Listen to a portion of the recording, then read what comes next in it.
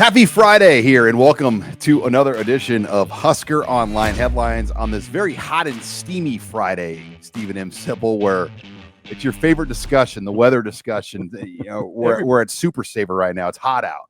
Everybody freak out. Woo! It's hot. It's hot. It's so funny. It happens every year. It's not a change. There's going to be 100-degree weather in Nebraska every single summer. It's not big news. I'm glad there's no football camps today. But yeah, I know you reserve nobody would be able to function. You reserve your time at Super Saver to look for shirts in the bargain bins, right? Right. Not talk weather. It is a nice discussion. It's a good conversation starter. What would you say, Sean, to somebody if you're just standing in line at Super Saver and you're making small talk? What's your go-to? God, it's gonna be a hot one. It's gonna be tough. Ready for this heat? Well, I woke up this morning. It was like 6 heat? o'clock, and I see my wife getting ready to go. I'm like, "Where are you going? You leaving?" And she's just going on a walk. Why? To get ahead of the heat. To get ahead of the heat. Yeah, it's amazing. That's what you say, though. How about this heat, man? God, it's 7 a.m. It's already 85 degrees out. It's going to be a long weekend. So as you listen, I'm sure you've all had that conversation with your coworker this morning already. But oh, yeah, it's on. It's on. The weekend's going to be a tough one. You better find something cool to do. You're just going to stay in? Hopefully you got a nice pool to go to. But, okay. There you go. That's good. Weather talk over. Thank Let's get into the show. We're brought to you by StayHome.Care. And we had a chance this week. Chuck and Nina, the owners of StayHome.Care, came up here and visited with us in the office here for a bit on Wednesday. And what a phenomenal service they provide. They have well over 100 caretakers that work for them. And what they do is, you might have a loved one, a parent that, doesn't necessarily need to move into a facility with full-time around-the-clock help. Well, what they do is they have people that can be there with you maybe 20 hours a week, 15, 20 hours a week, 25 hours a week, give you a ride to get a haircut, get your nails done, go grocery shopping, just someone that can get you out moving, staying active, staying busy, but most importantly, staying in your own home. Right. And that was nice of Chuck and Nina to come up here. I mean, because I think you got a sense of the trust they're trustworthy people. I would trust my dad, that my dad's in his 80s. Now he's married. He doesn't need this sort of care. But if he did, I would trust them to put the right person in his home or to take him to get medication, whatever's needed that day. Right. We were joking that you were kind of looking for potential services. Yeah, I said I was asking for a friend. You need some rides and help. All right, Sean. You want to talk about the weather or not? But they're brought StayHome.Care. Call them at 402-205-2233. It's never too early to learn. You might have questions like, hey, my friend or family or parent is close. Call them again at 402-205-2233 to learn about them, the services they can offer you and your loved ones. But let's get into the show. Headline number one, it is the final visit weekend for Nebraska. Visitors will be in this weekend through Sunday, and then it's basically a 75-day break before another football recruit will visit Lincoln. So the stakes are extremely high for Nebraska this weekend, as they sit still at a relatively low commit number, but in some ways that's by design. I think a lot of pieces are going to move off their board here in the next week. It'd be very interesting to me to have Matt Rule cornered one-on-one, just maybe even off the record and say, are you okay with where you're at right now? Did you expect to have a few more guys, maybe 7? Or I just wonder what he'd say. But anyway, that's not the case. It gets a little complicated because the guys you really want aren't guys that usually on Sunday during a visit say, okay, I'm in, right? It's not going to happen all the time. But I would say by July 4th, a lot of it will sort itself out because spots are going to get limited and spots with money tied to them are going to get limited. Teams will go through recruiting now with the positional budget. And I'll use a great example, like Jet Tamala, like everyone's kind of, great quarterback going to Alabama. Well, Nebraska has a lot of their quarterback money tied up in Dylan Raiola, TJ Lateef, Marco Stavilo, Dayton Raiola coming in. So they have, and then obviously Trey Taylor in the long-term future, they have a full room. You can't now in the new recruiting world, you can't just take a guy to take a guy. A good player that's ranked 4 stars costs money, and you only have so much to go around with the new rev share rules. So there has to be some strategy and some plan and some thought with your board, and that's where Pat Stewart was able to talk to Pat a little bit last night, and he's got a great handle on things when you talk to him. You can really sense, and he knows that he does a lot of film work and a lot of study. You can tell that he's well aware of the plan and kind of what's going on, even though he's only been here for a few months. Yeah, he's at the camps. You see him at the camps. He's standing out there at the 50-yard line surveying things. He knows what's needed and what has to happen. I bet he has, Sean, thinking out loud, you got to think he has an array of contingency plans, right? I think that would almost be the key, contingency plan. Yeah, you kind of have your players that you're willing to spend on. Then you have to go down a level, then down a level. And you have to decide how you want to fill these roster spots, how you want to spend your money. Now this weekend, 8 guys, right? 2 4-star offensive tackles, Claude Mampua from Illinois, and then Javion Cooper out of Florida, Melbourne Central Catholic are going to be here.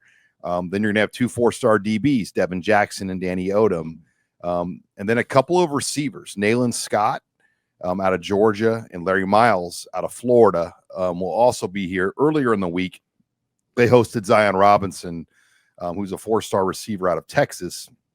His dad is the TCU track coach, and he's got a couple connections to the Lincoln community. There's a orthopedic surgeon in town that is very close to Zion's father, and so there's a few things helping Nebraska there. Where I know when we interviewed Zion after the visit, Brian Munson felt really good. He's a 4-star, so you can kind of see what they're doing at receiver. You can kind of see what's going on at offensive tackle. We know the situation at running back. It's between really 2 guys, Jamal Rule, one of them, and then Brian Bonner, the 4-star out of California.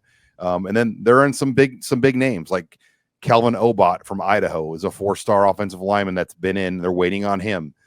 Valdin Sonye is a 4-star defensive lineman out of Sweden. They're waiting on him. Calvin Thompson, a 4-star linebacker out of Texas, guy they're waiting on. Jacob Eberhardt, a 4-star out of the St. Louis area athlete. They're waiting on him. Darian Jones. So that's what's going on. You're waiting on a lot of these things to kind of move, and it's all going to happen quick. Yep. Now, as far as those running backs go, my perception is with Rule and Bonner, I think Bonner would obviously be the favorite, but I don't think there's a huge gap with those. I think they'd be very happy with either, right? You're not getting both. You're not getting both. Right? I don't know if Rule comes with the same price tag. If I had a forecast, I think if he doesn't come with the same price tag, he would almost be more alluring to me because I don't think there's a big difference in talent. Bonner is ranked 108 in the nation overall.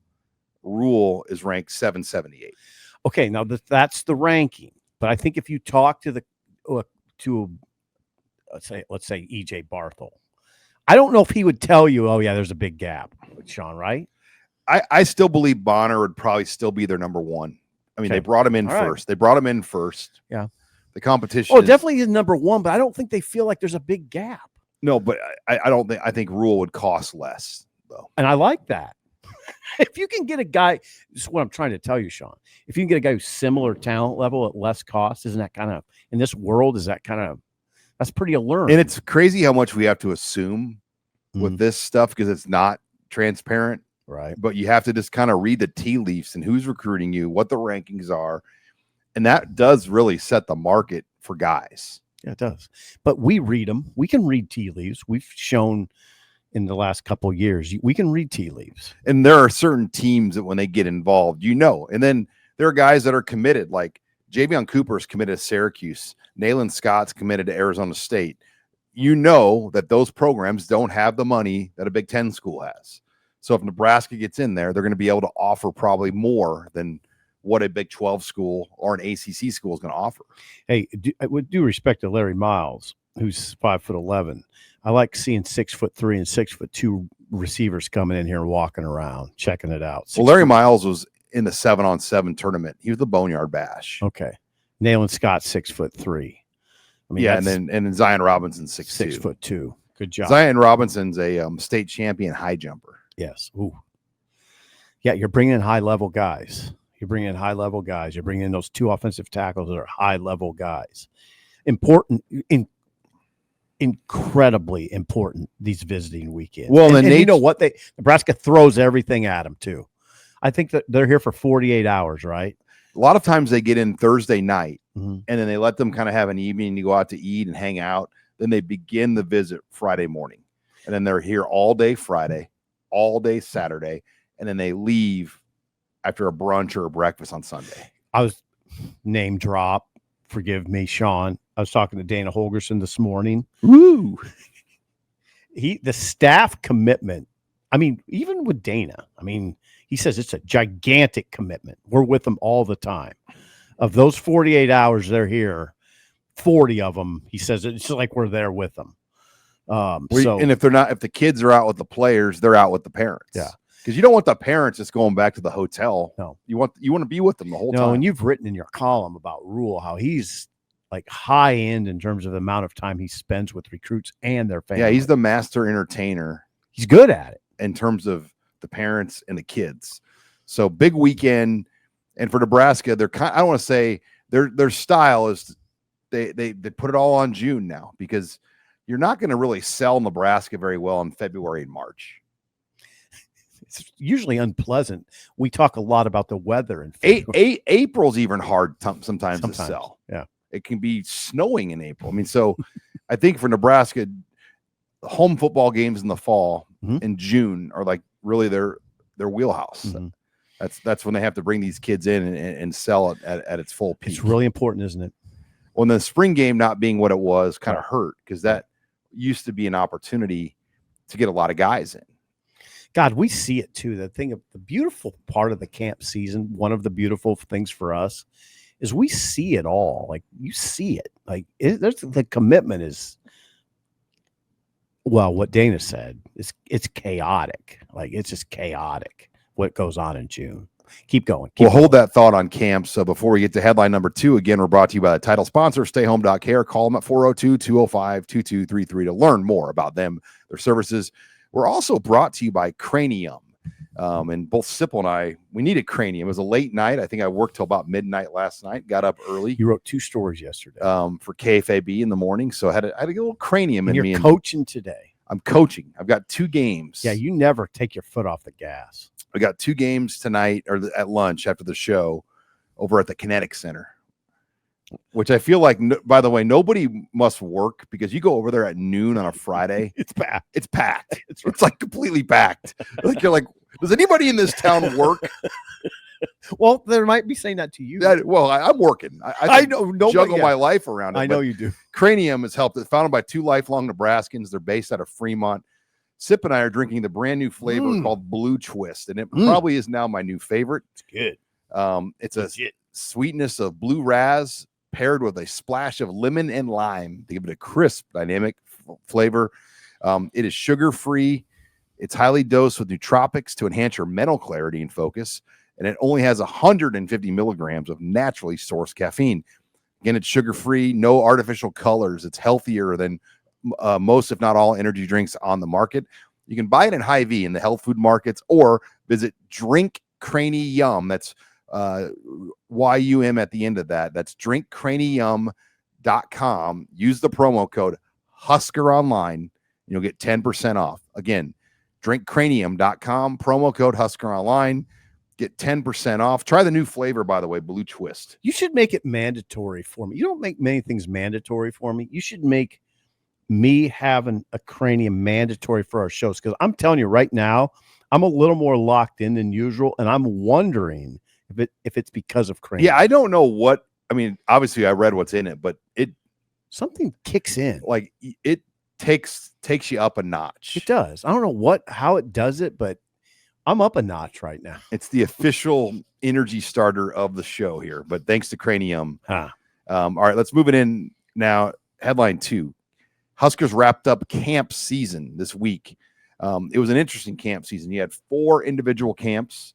So 2 Sundays, 1 Thursday, 1 Friday, plus the Friday night 7-on-7 event for a total of 5 prospect events. One person on this earth besides us was at all 5 of those. And the coach, Trey Taylor. Trey Taylor. Trey Taylor seems to really enjoy it.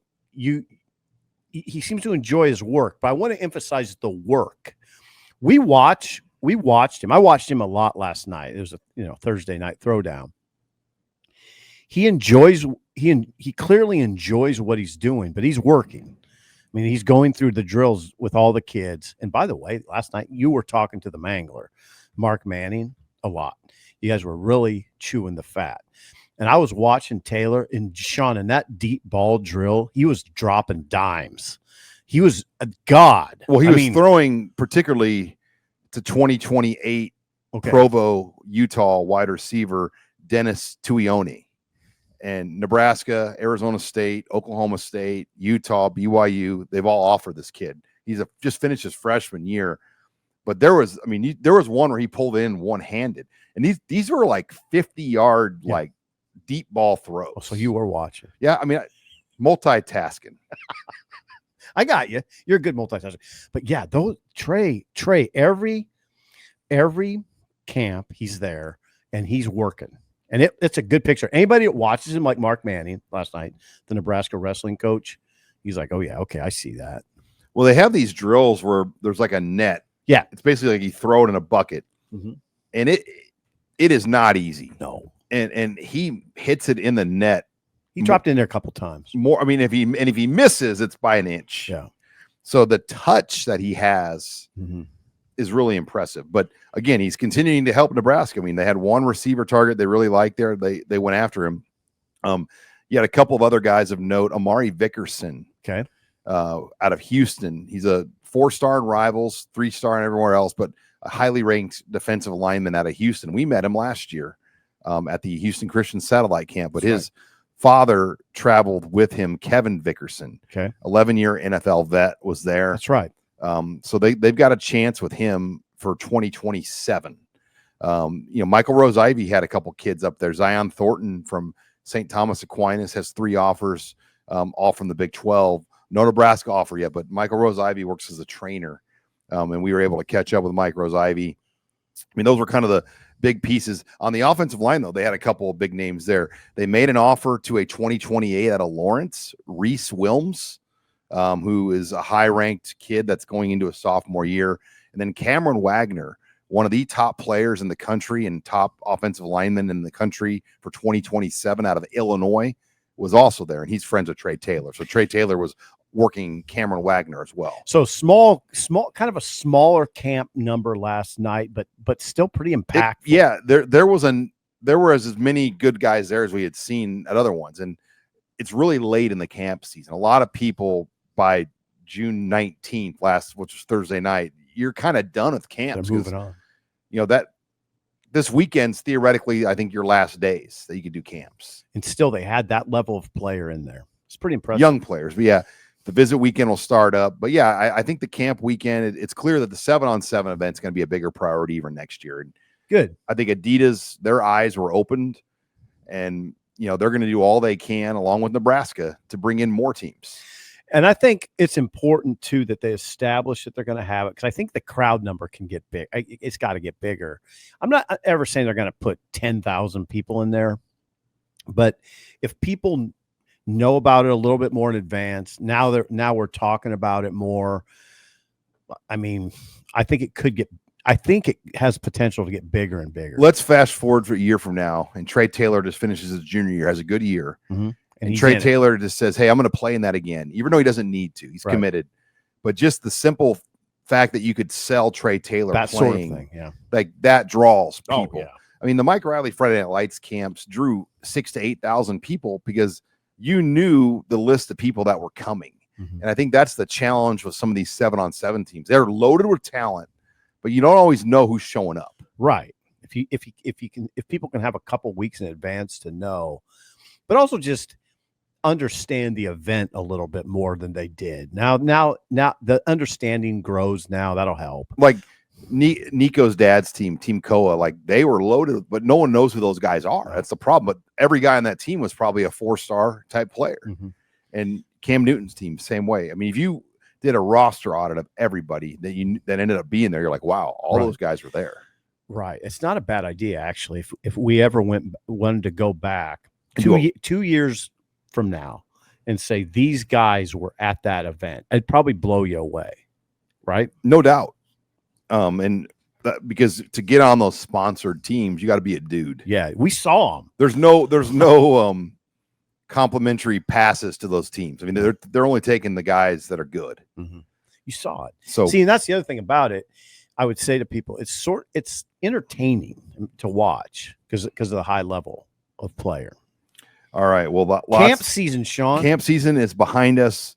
One more visit weekend. But you like camp season, don't you? I do, just because it gets you over there. And getting over there for camp season is a lot different than getting over there during the regular season. Why? Because you're able to see everybody and talk to everybody and be around everybody. Where during the regular season, you walk into a lobby and you walk into a room and close the door, and then that's where your access is. You're in a kind of in a media room, very controlled. Where in the camp season, every player's walking around, every coach is walking around. Yeah. So what happens? You run into Donovan Raiola.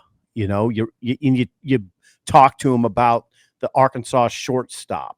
You run into Aaron Cooling, the assistant line coach. Aaron comes up and introduces himself. You don't meet him otherwise. Phil Simpson, Dana Holgerson. I hadn't really met Dana in person. Now 2 times at camps. And you see like Ed Foley, like he's got still a very involved role. Foley does a great job with the camps. Foley does a great job, and Foley is he's just a joy to be around. He's funny, Ed Foley has a great sense of humor. And look, things didn't work out on the special teams front, but he loves Nebraska and he loves working with Matt Rule, and he's found a way to make this work. And then we see things like here's what makes an impression on me. We watched the postgraduate camp yesterday, and there were more coaches there than players. The staff is there. There's probably about 50 workers and 20 players. Right. But I tip my cap to Rule on that. The guys are there, and and there might be mandatory, but if it is, whatever, they're there. I don't care why they're there. They're there. And that's a good look. And that camp, as you know, didn't have much juice that they could add to the roster. No, and some of it you have written this, you wrote it in your story. With the 105 limited rosters, those postgraduate camps, you got to really come in and make a really strong impression. You got to run a really good time. Yeah. And test really well and look like $1 million. There were some pretty good players there. I mean, that kid from UNK, Stephen, is it Stephen? Yeah, I mean, he's just older. He's older. But again, how do you make it work with him, though? He had 3 touchdowns at UNK. He was a good play. That's a big jump up. You just don't have a spot. Hard to find something for him. To take a guy. But anyway, before we go to headline 3, again, we're brought to you by StayHome.Care. Call them at 402-205-2233 to learn more about them and their services. And we're also brought to you by Billings Group. They're a trio of financial advisors made up of Lance and his 2 sons-in-law, Josh and Nate. Yep, sons-in-law, 2 of them. They're based in Salina, Kansas, because somebody has to be. And they serve clients in more than 10 states, including places you've actually heard of, like Nebraska, Colorado, and Texas. They do financial advising and coaching, investment management, basically all the stuff that you probably should be doing with your money, but you probably aren't. Also, Nate's a lifelong Husker fan and a listener here of the HuskerOnline show. We thank you for that, Nate. And if you've ever watched Nebraska football or the stock market, both are emotional roller coasters. And that's why Billings Group is here to walk you through the highs and the lows. Billings Group, financial advisors by your side's life for your life's journey. They don't offer therapy, but they are good listeners. Visit them at billingsgroup.com. Securities offered by registered representatives, private client services, members FNRC. Advisory services offered by investment advisory representatives through RFG Advisory, a registered investment advisor. RFG Advisory, Billings Group, and private client services are unaffiliated entities. God, the Crani-Yum kind of tried to get my car going faster than it could go. Lost control. I had to slow down there. The Crani-Yum was like trying to speed that up even faster. You were like on gravel there for a second. It was hit some gravel, Sean. Crani-Yum. Sean, you hit some gravel. Got a little rough there. But let's start fishtailing a little bit. Let's go to headline 3. The Big Ten and the SEC still can't get on the same page. Shocker, as everything is kind of on hold with the college football playoff, really how teams' future schedules are going to go until we get this figured out. And I don't know. I do. Andy Staples made this point. Look, the Big Ten would like automatic qualifiers. Yeah. Almost like an NFL format where that's right. You're not going to get penalized by your league, that your league will get 4 spots in if you're the SEC or Big Ten.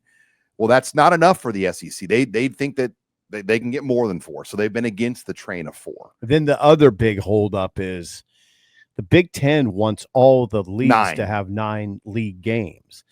I don't understand why the SEC is so resistant to that. That's a huge holdup right now. See, that's why if I'm the SEC, I'm like, all right, we'll go to 9. Let's take the 4 automatic qualifiers.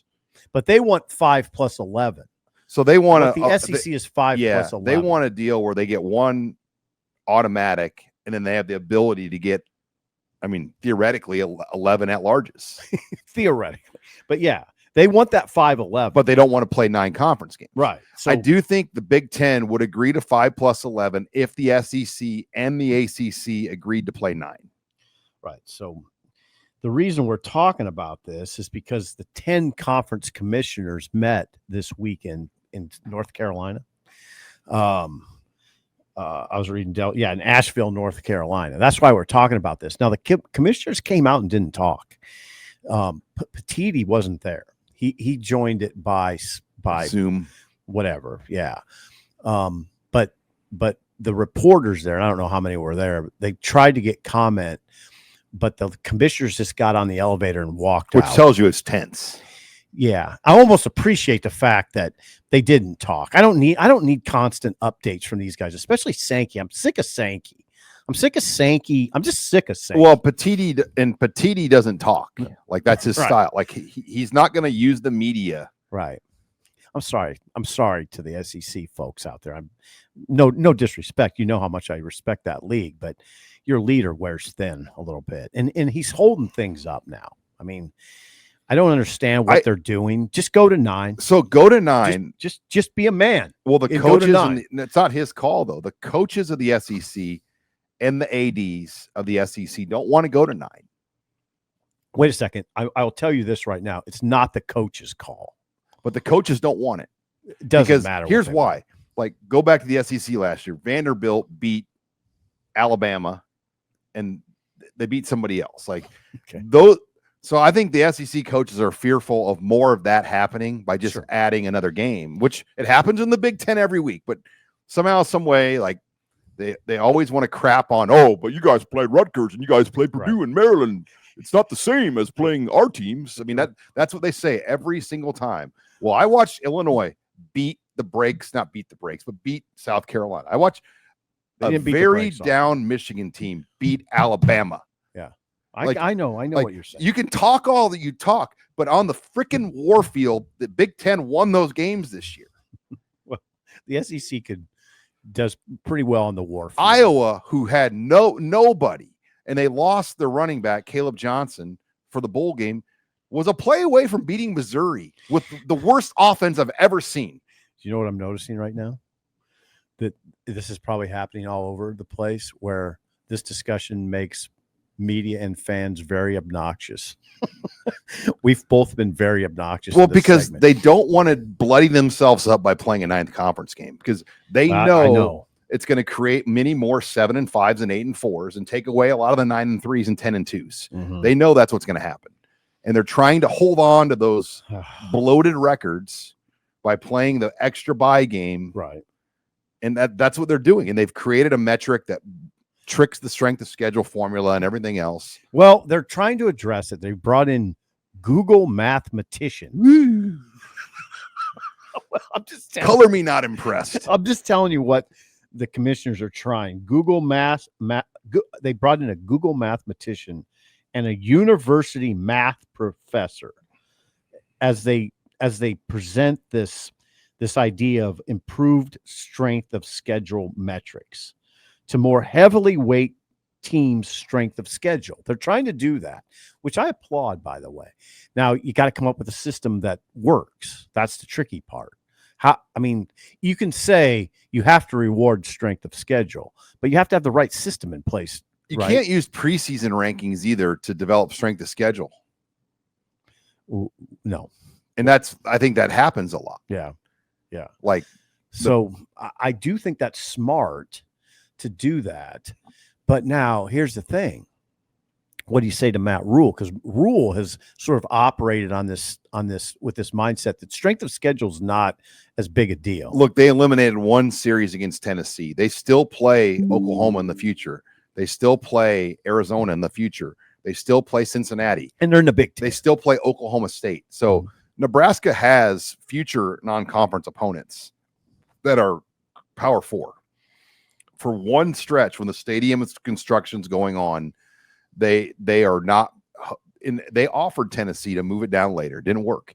Just like Tennessee made Nebraska move that series later because they wanted to play in Bristol Motor Speedway. Nebraska's having construction in their stadium, and they offered Tennessee, and Danny White went full nuclear on the whole thing. At any rate, this all of this conversation occurs with the notion that it has to be decided by December 1. Which seems like a stretch unless now if the SEC said 5 plus 11, we're going to 9, I think the Big Ten's in. Okay. But I still, God, I mean, I know you don't like the automatic qualifier, but the thought of having play-in games really is appealing to me. Where you have 1 versus 2. Please expand. 2 play 6. Or I'm sorry, 3 play 6 and 4 play 5. And you're eliminating the conference championship. No, you still have a conference championship game. 1 versus 2. Okay. And then after that, that's your top seed. Okay. For your conference. Then after that, and then 2 would still make it, but then 3 plays 6, 4 plays 5. When are you playing those games? On the same conference championship weekend.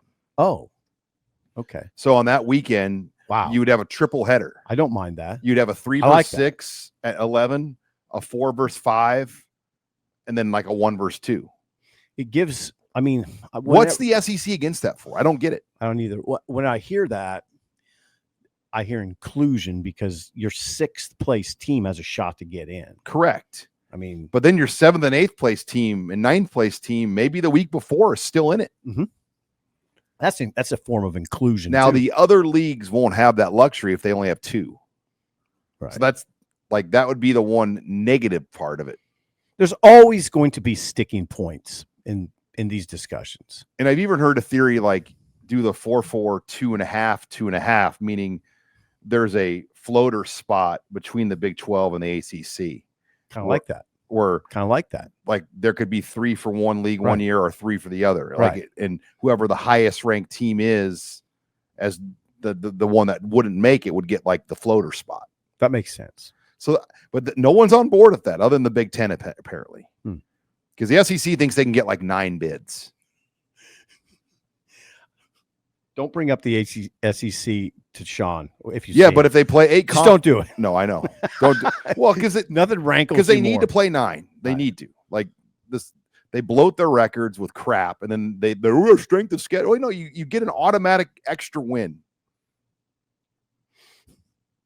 All right. Like Bielema said, hey, I'd like to lock you and I'd like Sankey to come on with us. How would that go between you and Greg Sankey? Hey, no, stop. How would it go with you and Sankey? Well, I think he's on board. He wants to play 9. He does. He has said on record he wants 9. It's the coaches and the ADs that don't want 9. I really. Okay. So he's on the money. That's why the Big Ten makes more money than the SEC. They have that extra inventory. And the Bielema's like, yeah, we have agreed to play 9 plus an SEC series. We'll do that every year if we have the auto bids. And everyone's going to get richer with that format. Everybody. Well, it's just more coaches in the SEC might get fired because they're not going to meet their expectations. That's probably part of it too. I just don't think the coaches are making the call on this. Well, that's where I'm hung up, Sean. I'd have to read more about it. Well, who makes the most money in these things? The coaches. But Sankey swings a very heavy hammer. Who gets paid the most money when they get fired? The coaches. So if you go 7-5 versus 8-4, that could get you fired. All right, keep going. You're not on. That's enough of that discussion. All right. Brought to you again by StayHome.Care. That's kind of an awkward ending. It's okay. I mean, I just think we played it out. 402. Hey, Sean, that wasn't awkward. I just don't think there's anywhere else to go. We don't know any answers. Right. There's really nowhere else to go with it. All right. We're brought to you by StayHome.Care, 402-205-2233. Learn more about them, their services. Also brought to you by HelloFresh. Great time. You don't want to go out shopping in this heat. Oh, God, here we go. You don't want to have to go to Super Saver and hear about the weather. No, we got a really easy way for you to do it. You go to HelloFresh.com. Every week they come up with 50 or more new recipes, and you can customize these. Hey, I want calorie smart. I want keto. I want steak. Keto. I want vegetarian. I want whatever my diet is. They have the options for you. Spicy, you name it. Well, you pick your meals. Hey, I want 2 meals a week for 2 people. Me and my wife, that's it. They will send you a cooler in a box for the week that have all the ingredients, the meat, the produce, the everything you need, the spices, all ready to roll in a box. You can do 4 people, 6 people, 8, whatever the number is. You can do 2 meals, up to 5 meals or more per week at HelloFresh, and it comes right to your door in a cooler. And we have a lot of fun. My daughters and I really enjoy when we get the box to figure out what we're going to cook and how it makes me feel like I'm like a legit chef. You are almost a legit chef. But when you get my wife, like, you made this? I'm like, yep, I did. No, HelloFresh. You're good at it. Give yourself some credit. We got a great deal at HelloFresh right now. You're going to get 10 free meals for life. Just go to HelloFresh.com/Husker10FM. Again, that's HelloFresh.com/Husker10FM. You'll get the 10 free meals for life and a free item for life in every box. That's 1 box with an active subscription. Free meals are applied as a discount on the first box. New subscribers only. Varies by plan. Thanks again to HelloFresh. Sponsors here on Husker on the Headlines. All right. Headline 4. What day is it? It's Friday, Sean.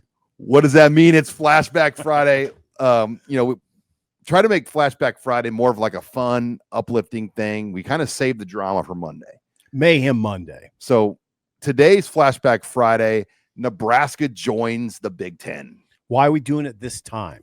So the reason why we went today with this is Nebraska will be entering its 15th season into the Big Ten. They went in officially on July 1 of 2011. July 1 was the date. The official first day they entered into the Big Ten Conference. And, it's really significant to me.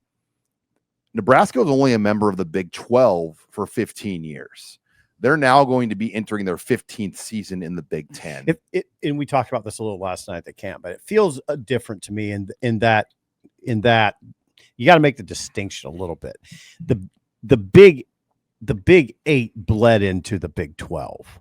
Nothing bled into the Big Ten. We were starting from scratch. It didn't correct me if I'm wrong.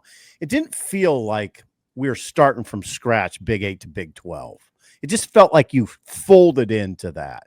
This was an abrupt ending and an abrupt start. Am I wrong? No, and it happened quickly, like pretty quickly. Like all of a sudden, like after the 2009 season, where it appeared that Nebraska was back on the verge of being a national title contender, they became pretty attractive, even more so. And Ndamukong Suh just gets done. Well, Texas starts throwing its weight around and starts the Longhorn Network and basically wants to create a financial advantage over the rest of the Big 12 with their own ESPN network and some of these things like that. And then also the Pac-16 was being floated where Nebraska was not a part of that. Right. It was going to be the 4 Texas schools and then 2 Oklahoma schools were going to be a part of the Pac-16, if I remember correctly. I think so, yeah. It was the Pac-10 plus 6. Right. And Nebraska was nowhere. They're out of it. So that led to Nebraska's leadership to phone Jim Delaney. Well, and the ball got rolling because Nebraska thought they were out of a conference. It got rolling pretty fast. And one of the ways it came out, and I know you don't remember this, and it's fine. I wouldn't expect you to.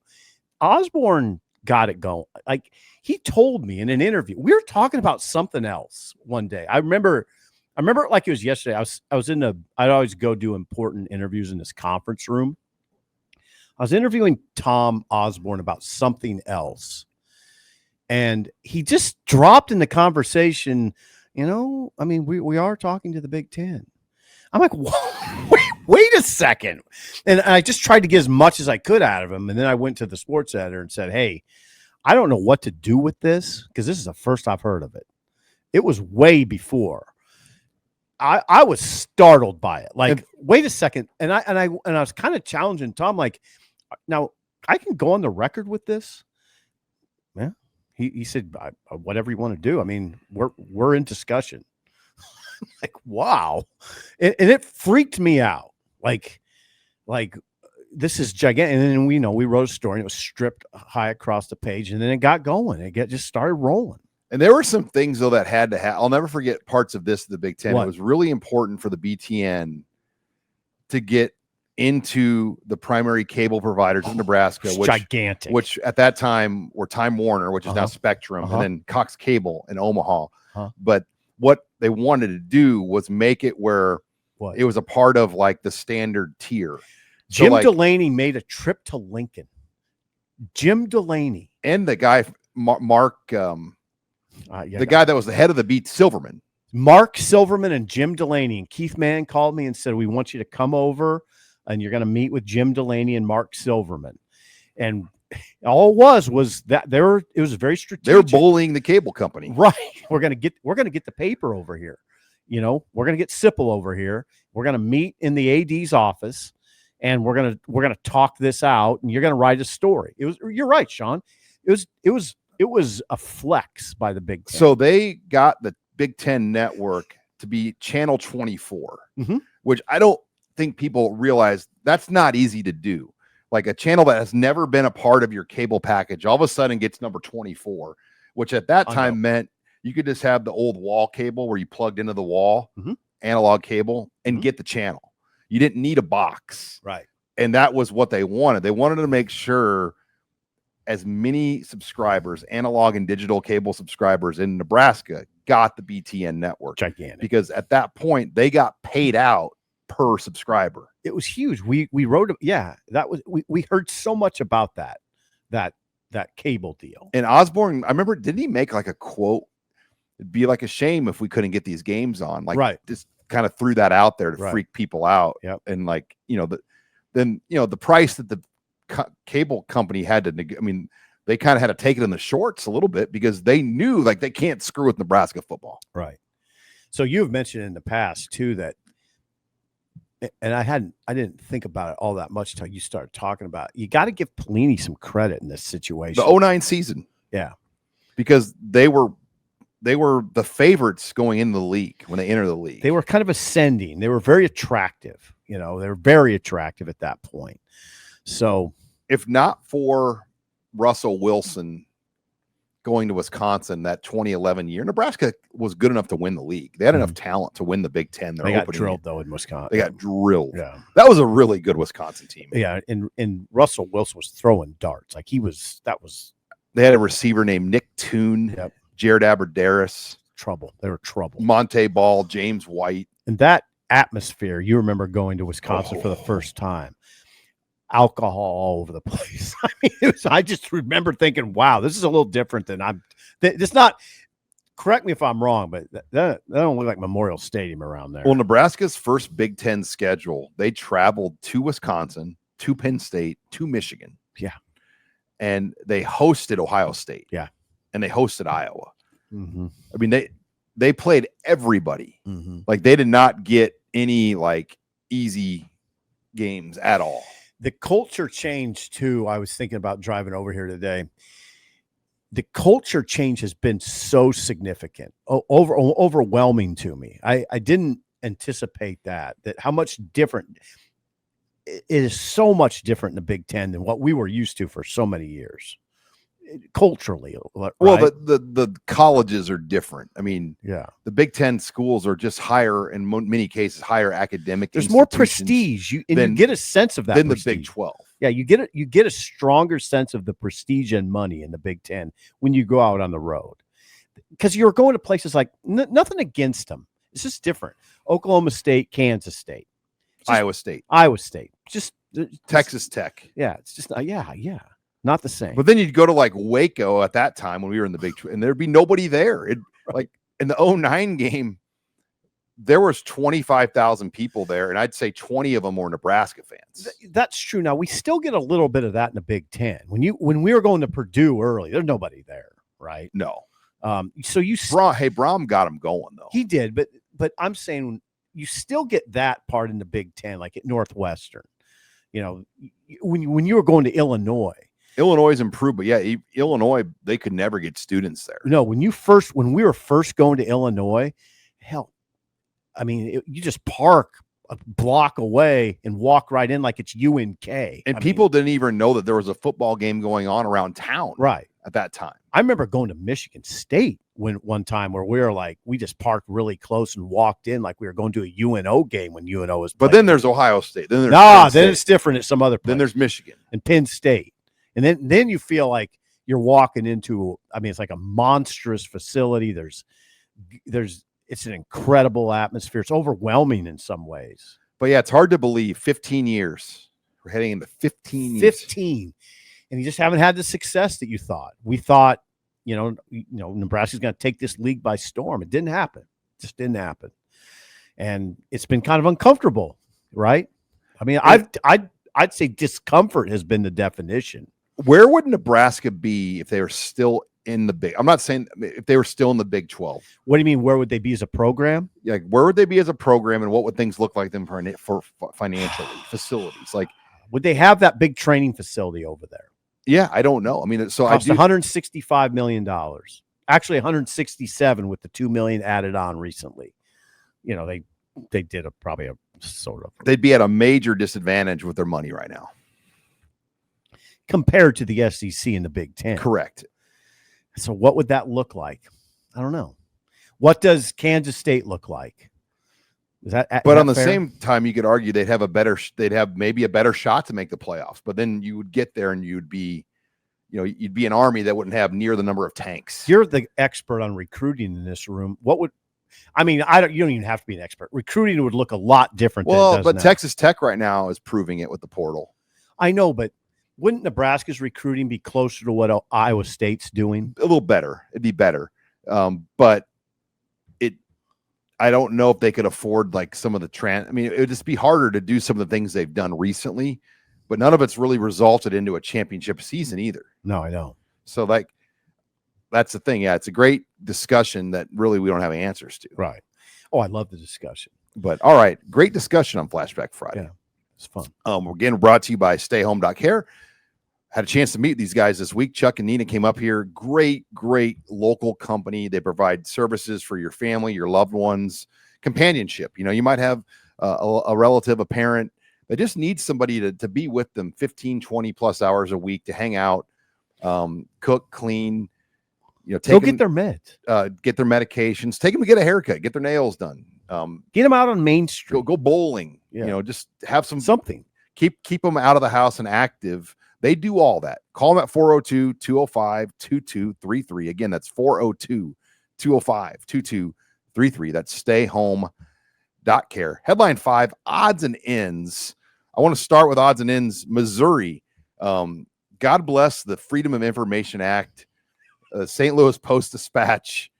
God bless America. Got some data that every athletic director, every collective, every head coach in America went through yesterday, and they released their monthly collective payouts as well as what Missouri paid for each sport. And spoiler alert, it was a lot of money. And you kind of see how much NIL has changed over the course of the last few years. They paid out about $8 million to football in 2024. That's going to go up, as we know, significantly. Basketball is about $3 million. That's going to go up. Baseball, women's basketball, you see those numbers. But really what jumped out to me were the monthly payments. Starting in 2023, they were really high still. Missouri was paying out $881,000. They're paying out around $800,000. And then you start to see the numbers really begin to climb each year, all the way to the point where in June of 2025, Missouri paid out this month $10.279 million. Because they're front loading. Why are they front loading before Sean? July 1st, before the clearinghouse comes into effect? So it's a one-time occurrence. But yeah, the question is, how do you do it right the next year when you can't front load? The question is, the answer is probably you don't. You just don't. How are you, Sean? There's a mechanism in place to keep it from happening, if I'm not mistaken, right? NIL Go, the clearinghouse, Deloitte runs it, right? It's the idea is so that doesn't happen. So Missouri paid out $14 million over May and June. I was God listening to our Board of Regents meeting yesterday, and the university faces like a $20 million. I mean, there's like a $20 million budget deficit. And here in 2 months, athletes at Missouri are making 15. I mean, it really does put into perspective the challenges. I mean, the academic sides of schools are having a hard time meeting their needs and paying their bills, where you've got athletes getting paid $15 million over 2 months. If you're in academia, if you're in that world and you look at that, that will cause a degree of anger. And it's out of their control. Right. I would think it would. I know it would. Well, when you have players on the football team that make more than the chancellor. Well, yeah, several. I mean, more than 5. Backup right guards make more than probably some deans. Right. Assistant dean. I mean, I see what you're saying. Yeah, I'm not gonna. If you're paying a high school kid $200,000, that's more than a lot of dean salaries are. I know. So yeah, I think it's the market. I mean, some of that is just easily explained. It's the market. What the market dictates that discussion. It is what it is. It's America. Yeah. But yeah, that was also from that Regents meeting. They announced that they're going to have to raise tuition 5% to kind of meet the shortfalls that they're facing, which now makes a lot more sense why they didn't go in there with a stadium project. I think it answers the question. So we're introducing a $650 million stadium project, which is completely separate from academics. On the same day as we're raising tuition 5%. Bad look, right? Optics and politics are critical words in that discussion. And as they try to continue to save taxpayers' property tax money, other things are suffering and being cut. And unfortunately, it's the university right now. They're getting cut from what they need and want from the state. They're getting cuts. And then pretty soon there's already massive equipment over there doing the practice fields, but there's going to be massive equipment tearing down Memorial Stadium while there's a $20 million budget deficit on the academic side. It's a pretty stark reality you're staring at, right? And it's gonna be right in front of your face when all this big machinery comes rolling in after the 2026 season, right? And I agree they had to raise the tuition a little bit. Like one of the student regents made this point. He's like, hey, if we don't do this now and just keep kicking the can down the road, then all of a sudden we're gonna have to do a 15% raise one year. And that's going to be that would actually probably hurt enrollment. So they had a tough call, but that makes more sense. Transfer portal news, baseball. How about this? We were talking to somebody last night and didn't realize this. There are 6,000 names in the baseball transfer portal. 6,000. This seems almost, yeah. It's like the size of the town Beatrice has entered the entire transfer portal. I mean, imagine that many people in the transfer portal. Beatrice is bigger than 6,000. They're about 8. Yeah. But anyway, what's that tell you? I mean, it tells you a lot. The thing that I just wonder sometimes, what if you're a coach, why don't you just recruit out of the portal? Why bother with projects? You don't really need to do it. You got to have a base, I guess, on your team, a base of young guys. But man, everything you need is probably in the portal, right? You're going to end up though losing a lot of kids from sports in general, because a lot of kids aren't going to want to go to a JUCO. They're not going to want to play Division II, Division III, NAIA to try to kick back up because it's hard. Well, what I just said is really unpopular. I get that. It's unappealing to even me when I say it. And baseball's going down to a 34-man roster. And so you better have I mean, You need 15 pitchers. Yeah, 15 pitchers. So look, everyone freaked out when the numbers were coming out for Will Bolt with these portal entries. It had to happen. Like they have to cut down. Because they were at what? Were they at? Well, they're in the 40s. Yeah, in the 40s. And they have more players coming in. Yeah. And so they had to, this is just the beginning. It's happening everywhere. Yeah. And when you transfer the conversation to football, it's similarly unappealing. I was remarking to a radio show that the loss of CJ Brownell just doesn't even register on my radar, because there are probably 20 guys in the portal that are available to you, corners that you can get. Not every position group's like that, but corner receivers, you can get them. You can go get guys. Well, there's 60 high school 4-star receivers a year. Well, in high school, it's not a problem. But then when you tack on the portal, it's really not a problem, right? That's the way I look at it. And like you can't, why fret over CJ Brown? Like even like Jet Tamala, you can't freak out over that. He's a local quarterback. He's really good, but you have your quarterback room figure. You can't, right? Like we're in a world now where you can't just take a guy to take a guy. But you would also agree it's always big news when a Nebraska kid goes to Alabama, because it doesn't happen. It's never happened. It's never happened. And that's big. And by the way, he made the Elite 11. I think he's number 7 on the Elite 11. Now, here's my question. You're the recruiting expert. If we're not in this world, we're not in the transfer portal world, we're not in the NIL rev share world, does Nebraska just take Tamala just to take him? I don't think so, because you've already got Dayton. Yeah. And you can't take, you can't. How you're basically saying, tell Dayton we're bringing in Tamala and you're going to compete. Yeah. Then you're basically setting the stage for somebody to leave. Yeah. So, a lot there with the portal. Mark Manning, we got a chance to visit with him too a lot. AJ Ferrari, I'm really excited about the new addition that he's bringing in. He's the 7th All-American in the lineup. The 7th return, Mark Manning, there he is, the Silver Fox, the Mangler. He had 6 returning All-Americans from the second place team at Nationals. Ferrari is the 7th.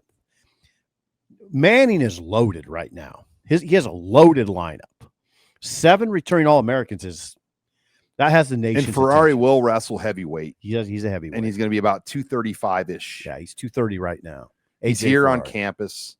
And they were able to get his NIL and everything done hours before the deadline, before the House settlement went through. So whatever they're paying him, they were able to front load it before it had to go through Deloitte and Touche in the clearinghouse. But he's not paying him more than his guns. No. He's not paying Ferrari more than his big guns. So Antrell Taylor, Brock Hardy. Yeah. Manning's really stringent about that. Like if you got to prove it. You got to prove it, and it works for how they run their program. It's working. Now Penn State, he brought up they signed a guy for big money from Japan. I didn't hear that. And he's like a champion overseas guy, and he's really good. How many countries did Manning say he's traveled to? 58. 58 countries. Yeah, 58 countries. He's going to Lima, Peru this summer. He's been there before though. And he's like, yeah, it's not much. Yeah, like he's well traveled. He's and by the way, we should mention that he's got 2 sons that play at Lincoln East, Ryan and Will. Quarterback, linebacker. Yeah, Ryan's the quarterback, and South Dakota State's watched him work out. Ryan, we watched him last night. He's a good-looking player. Will had 83 tackles at Lincoln East last year. They're athletic guys. I mean, it would not surprise me if they got like an FCS D2 quality opportunity. Yeah. Is Will a sophomore?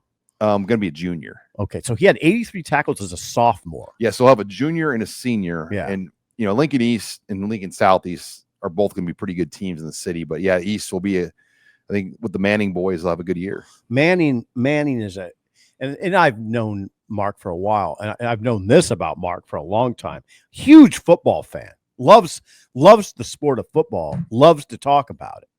I mean, he was close to Bo, now he's close to Eckler, probably others too. But anyway, yeah, amazing energy. Kyle Crooks, Looks Kyle like Crooks. he will be named Nebraska's next play-by-play man for football. Kyle Crooks. Out of University of Florida. You know that for sure. Not official yet, but that's him. Yeah, he's a prodigy of Ian Eagle. Ian Eagle's like his mentor. Very, very up and coming guy, and I think he'll be a good fit. We've heard his call. You played it for me. What was my immediate reaction? That will work. Nice, that works. It's a good sound. Expect that probably out next week is my guess, that he'll be their next guy. And there's been a lot of people asking, what about basketball? Pavelka is still the basketball guy. There's no changes there. In fact, Kent Pavelka, I was told, will be the basketball guy for as long as he wants to do it. Okay. So any thought of like, what's this mean for Kent? Well, Kent's still the basketball guy. Okay. And Kyle's the football guy. He'll do Sports Nightly more than likely when that's all announced. So Kent can do it as long as he wants. Okay. Troy Dannon, I think, is smart enough to know, like, there are wars that you take on, and, Kent Pavelka is wildly popular. That's probably not one you take on. No. So I think that will all work itself out over time. And then finally, you've got Dana Holgerson. You caught up with him on Friday morning. Any tease that you can give us for? He really likes it here. That's important for me to hear. He talked about how chaotic June is, and I was interested listening to him talk about June because I didn't know how. I don't know how else to say it other than I didn't know what his level of involvement would be. I mean, he's a high-priced, high-dollar coordinator, former head coach. Maybe he doesn't have to participate in everything. I think Sean, he's all in. He said it's chaotic. We're here all the time. He took one day off so far in June, and he was with you on Father's Day. Yeah, on Father's Day, and he said that wasn't really like a day off. I mean, it was like he said you were around a lot of people, with a lot of communication. So it's been busy. He feels very comfortable about the two position groups that he says are most important, quarterback and O-line. And he talked about the depth of the O-line is really important. We have depth. That it's not like you lose somebody and there's panic. He said there's not. We have good depth there. Obviously, he's talked a lot about Dylan. No new ground there. Oh, God. I think the thing I'm going to write about for Sunday is, I won't blow it all, that how hard it would be in this day and age to be a head coach that calls plays on either side of the ball. He said it's just too, like at a place like Nebraska, he says there's just an incredible amount of people that report to Matt Rule. So I've said this before. The CEO, you have to have a CEO head coach at Nebraska, in my opinion. I don't think in this day and age, you'd want a guy calling plays at that head coach position. I don't think you could do it, Sean. I don't think you could do it, but I don't think you'd be operating at the Osborne was like the rare, but it was a different world too. Like he could probably still do it. I don't know. In this world, I don't know. I don't know, Sean. If anybody could do it, it'd probably be Tom. But like Saban still was heavily involved in the defense, but he wasn't calling it. Again, but I'm talking about this world. No, yeah, today. Not 1999. Yeah, with NIL and fundraising, but not 2009, not 2017. So that's coming Sunday. Yeah. Dana Holgerson with Steve Sipple on Sunday. Also want to make this announcement again. If you're looking to go to the Kansas City Royals game the day after Nebraska plays Cincinnati, it is going to be Husker night at the K, or Nebraska night at the K. We're helping out and involved in just promoting this so people know. And we've got a discount. We're able to score our users and listeners the group discount code. Inside our show, there's a link that you'll see. Click on that link. If you want to go to the game, you'll get discounted tickets and heavily discounted parking at Kauffman Stadium. Click on the link. We'd love to see you at the K. I know I'm going to be there with my family the day after the Huskers play Cincinnati. They play the Detroit Lions, or Tigers, not Lions. Be interesting. See Dan Campbell. Dan Campbell coaching baseball would be really good TV. But they're going to give out a free windbreaker as well with your ticket as the gift this year for Husker Night at the K on August 29th. Get inside our show info here. We have the link if you want to purchase those tickets. It's also on my social media pages as well. For Steve Sipple, I'm Sean Callahan. Have a great weekend. Stay cool. Signing off here for HuskerOnline Headlines.